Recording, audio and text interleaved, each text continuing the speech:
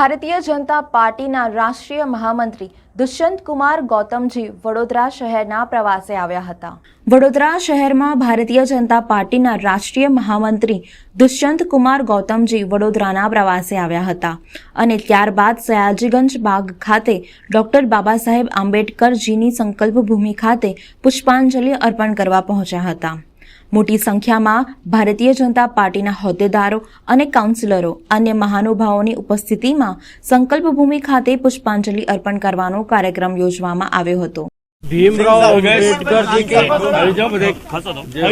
संकल्प भूमि पर मुझे नमन करने का एक अवसर प्राप्त हुआ है। मैं पहले भी यहाँ पर 3-4 बार आया हूँ, जिसमें पूर्ण पहला वाला वृक्ष था तब भी आया था, तब टूट गया था तब भी आया था, आज पुनः उसका उत्थान चल रहा है तो आज भी आया हूँ।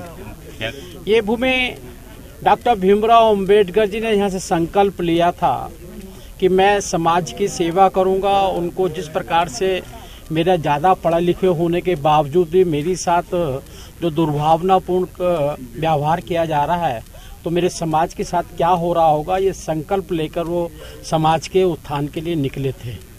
और आज डॉक्टर अम्बेडकर जी के उस समय के विचारों के रूप से जो उन्होंने कहा था, मैं पहले भी भारतीय हूँ और अंतिम में भी भारतीय हूँ। जो भारतीयता, देशभक्ति, राष्ट्रीय भावना उनके अंदर ओतप्रोत थी, उसका ही उदाहरण है कि आज देश सामाजिक समरसता के रूप में अपने आगे बढ़ने का काम कर रहा है। साथ साथ डॉक्टर अम्बेडकर जी ने समाज में कभी द्वेष पैदा करने का काम नहीं किया। कभी उन्होंने किसी जाति को कभी उससे बैर नहीं किया। वो ब्राह्मणों को भी, क्षत्रियों को भी, वैश्य को भी, शूद्र को, सबको बराबर का हक मिलना चाहिए मानकर चलते थे। लेकिन जो ब्राह्मण बात था, जिसके कारण छुआछूत थी, उसके वो हमेशा विरोध में रहे, क्योंकि स्वयं उनकी पत्नी भी ब्राह्मण थे। जो अम्बेडकर नाम मिला वो भी ब्राह्मण एक उनके गुरु थे, उनसे मिला था। और अजगले जो उनके साथ में सहायक रत्तू जी के साथ में रहते थे, वो भी ब्राह्मण ही थे। इसलिए ब्राह्मण बात से उनका कोई विरोध नहीं था। आज उनके विचारों पर देश चल रहा है।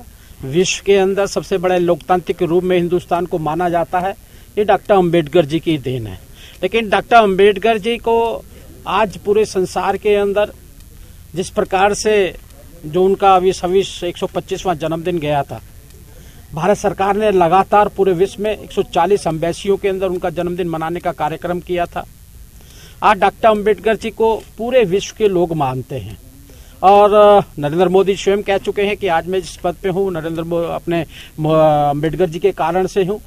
और अम्बेडकर जी को पूरा पंचतीर्थों का निर्माण, आज दुर्भाग्य है कि आज़ादी के बाद उनको भारत रत्न जब मिला, जब गैर कांग्रेस सरकार थी। उनके विचारों को, उनके लेखकों को, दलितों के साहित्यकारों को लगातार दबाने का काम किया गया। लेकिन उनको भी नमन करता हूँ, लगातार डॉक्टर अम्बेडकर जी के विचारों को उन्होंने जीवित रखा। और जीवित ही नहीं रखा, वर्तमान में जिस प्रकार से उनके पंचतीर्थों का निर्माण हुआ है, हमें बड़ा दुख होता है। पार्लियामेंट में मैंने भाषण में अपने कहा था, हमारे बच्चे पूछते हैं कि दुनिया की हमें समाधियाँ देखने को मिलती हैं, डॉक्टर अम्बेडकर की समाधि कहाँ है। मैं मोदी जी का धन्यवाद करना चाहता हूँ कि उन्होंने चेत भूमि पर हिंदू मील को बंद कर बहुत बड़ी समाधि देने का काम डॉक्टर अम्बेडकर का भारत को किया है। और उसके साथ साथ भी हम देखते हैं दिल्ली के अंदर ही जो उनका स्मारक था, जो अंतिम सांस ली थी, उसको जो ग्रहण कर आज उस पर भव्य भवन का निर्माण किया है। ये भी मोदी जी की देन है। आज वर्तमान में जो डॉक्टर अम्बेडकर जी के विचारों के प्रति ओतप्रोत करने का काम, पढ़ाई से लिखाई से 15 जनपद पर एक बड़ा ऑडिटोरियम बनाकर उसमें बताया गया है कि डॉक्टर अम्बेडकर जी के शुरू से लेकर आखिर तक क्या विचार रहे हैं। आज मैं अपने आप को बहुत धन्यवाद ये महसूस कर रहा हूँ कि यहाँ के हमारे भारतीय जनता पार्टी के सभी कार्यकर्ता, शिवराज चौहान जी और सभी यहाँ के संकल्प भूमि से जुड़े हुए लोग यहाँ मिले हुए हैं। और मैं इनको नमन करते हुए इसको मैं भी संकल्प लेता हूँ और समाज के सभी कार्यकर्ताओं को संकल्प दिलाता हूँ कि वह डॉक्टर अम्बेडकर जी के विचारों के अनुरूप एक भारत श्रेष्ठ भारत को आगे बढ़ाने के लिए आगे कदम बढ़ाएंगे। उन चीज़ों से भी बचाने का काम करेंगे जो अम्बेडकर जी की मूर्ति भी लगाते हैं, संविधान भी लेते हैं, लेकिन डॉक्टर अम्बेडकर जी को खाली वोट बैंक के रूप में इस्तेमाल करते हैं। उनसे भी सचेत करने का समाज को हम काम करेंगे।